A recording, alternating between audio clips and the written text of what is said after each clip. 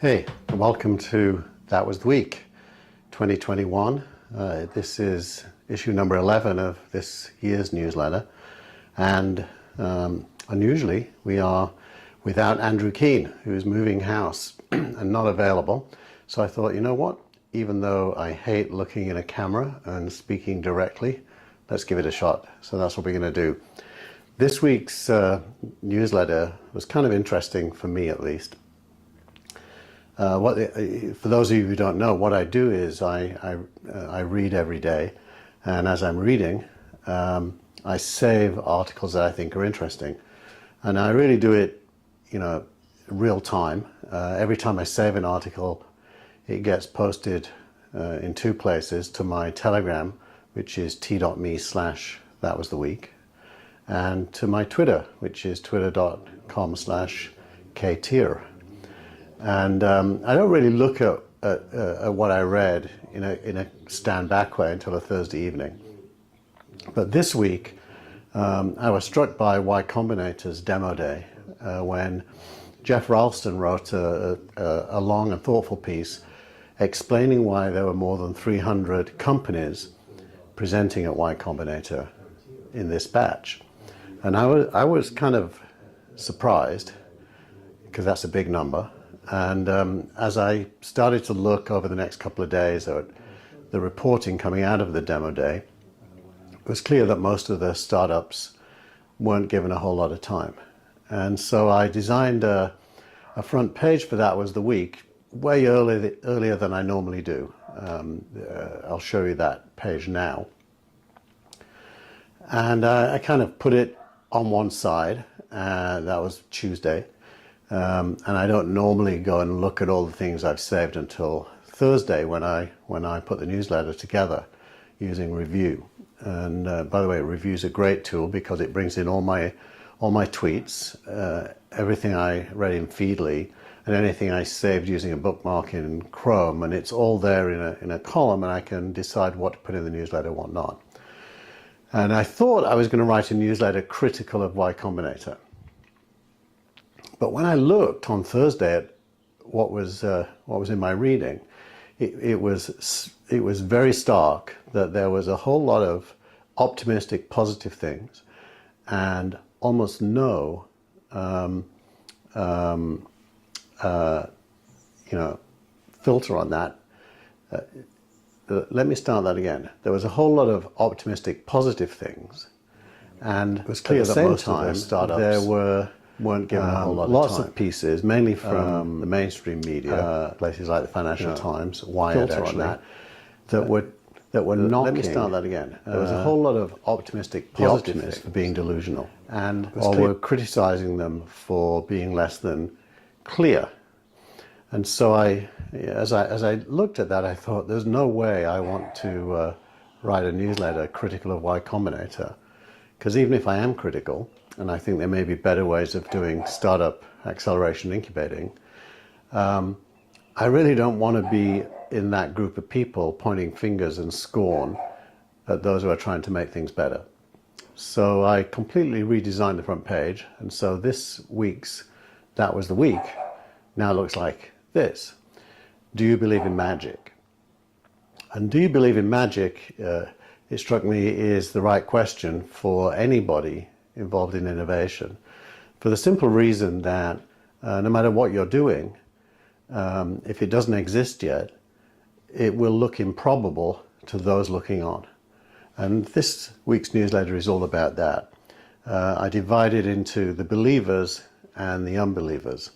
And in the believers section, we've got a whole bunch of articles. Firstly, we've got Jeff Ralston talking about how to curate 300 startups from a much bigger applicant pool, by the way, and how he's going to plan to scale Y Combinator. We have Nick Grossman from Union Square Ventures talking about Bitcoin as a battery. And this is obviously the opposite of what you normally think of Bitcoin as. Bitcoin is often thought of as an energy drain. Nick writes a very convincing article that Bitcoin is an energy store, that when energy is used to produce Bitcoin, the Bitcoin it produces is worth more than the energy that it costs to produce it. and that therefore it is storing value, just like a battery stores energy. It's converting energy into value. And he talks a lot about other things that have similar characteristics. And I just thought that's an amazingly insightful take on the discussion about Bitcoin and global warming and energy consumption. Then Ev Williams, who, as you will know, runs Medium, did a couple of things. Firstly, he reorganized Medium to reduce, if not eradicate, its editorial team, and made the case that from now onwards, Medium is going to become a platform for writers, which is quite similar to what Ben Thompson at Stratechery said is the case with Substack, that it's a platform for writers. And in doing that,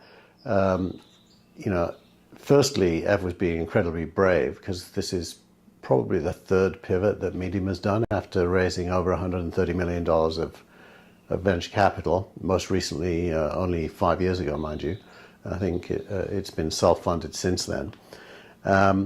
So it was brave because it represents another change, and it's a change that reflects what's happening in newsletter land, on Clubhouse, which is the move to a creator economy, which is incomplete, partial, and may never be complete, but certainly we can see evidence of it all around us. In fact, that was the week. And the podcast and this video blog that I do is an example of it, although I don't do it mainly to get paid.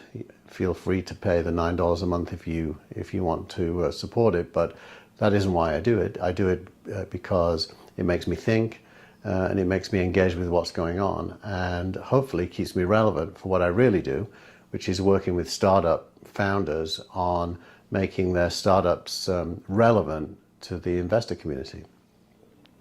So Medium's changes. And then there's a whole bunch of articles about NFTs. The first one is about OpenSea, SEA, raising $23 million from a bunch of well-known investors. The second is that a digital home, a virtual digital home, sold for $500,000 as an NFT. And then both Chamath Palihapitiya and Mark Cuban said positive things about NFTs. In the case of Cuban, that he's going to build an art gallery hosting digital art that will be available for sale using NFTs. After that, Fidelity announced that it is wanting to do an exchange-traded fund, an ETF, solely for Bitcoin. And that's obviously one of the world's biggest asset managers, piling into the interest that there currently is in Bitcoin, shortly after Morgan Stanley had announced a couple of weeks ago that it was going to allow its high net worth clients to buy Bitcoin. Microsoft rolled out a new Bitcoin-powered identity platform. So these are all people making bets on the future. On the other side, the Financial Times had an article talking about the delusions of techno-futurists, and particularly focused on Sam Altman for the article we featured in last week's newsletter. Sam Altman had argued that automation is coming due to AI, and that will lead to less jobs, less paid employment. And as there is less paid employment, society, if it taxes capital, will be able to spend more and more money allowing people to survive even if they are not employed. Basically universal basic income, driven by innovation and productivity. So that's delusional according to the Financial Times. The Verge had an article titled "The Mess at Medium." Mark Zuckerberg, uncharacteristically, or maybe not these days, begged Congress to regulate Facebook and made some proposals about changing Article 230 of the Decency Act, of the Communications Decency Act. So basically somebody running a social media begging to be regulated, which is kind of symbolic of a loss of confidence in his own ability to make the right decisions. Definitely not good. And then there was some backlash against Slack. Slack has announced that it's going to allow direct messaging between Slack domains. That is to say, you can message me on Slack if you're on Slack and I'm on Slack, even if we're in different organizations. There was a lot of pushback against that. And so that is kind of the core of this week's newsletter. There's the believers, if you like, and the non-believers. So, my take, and if Andrew was on the show, I'm sure he'd disagree with me, right, Andrew? My take is that Thomas Roosevelt was right when he, in his very famous speech, said that, and I'll quote, "It is not the critic who counts, not the man who points out how the strong man stumbles, or where the doer of deeds could have done them better. The credit belongs to the man who is actually in the arena, whose face is marred by dust and sweat and blood, who strives valiantly, who errs, who comes short again and again, because there is no effort without error and shortcoming.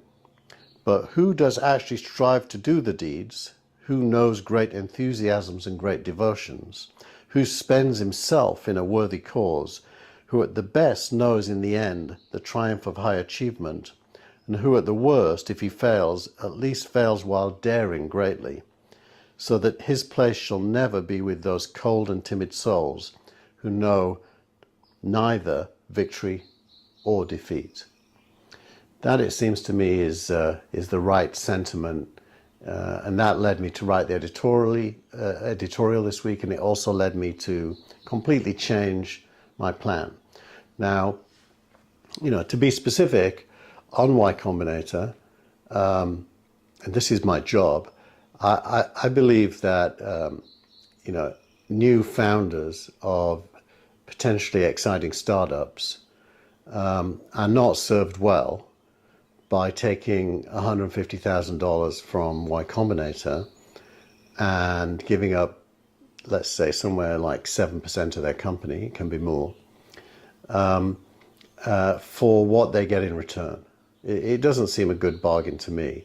But so what?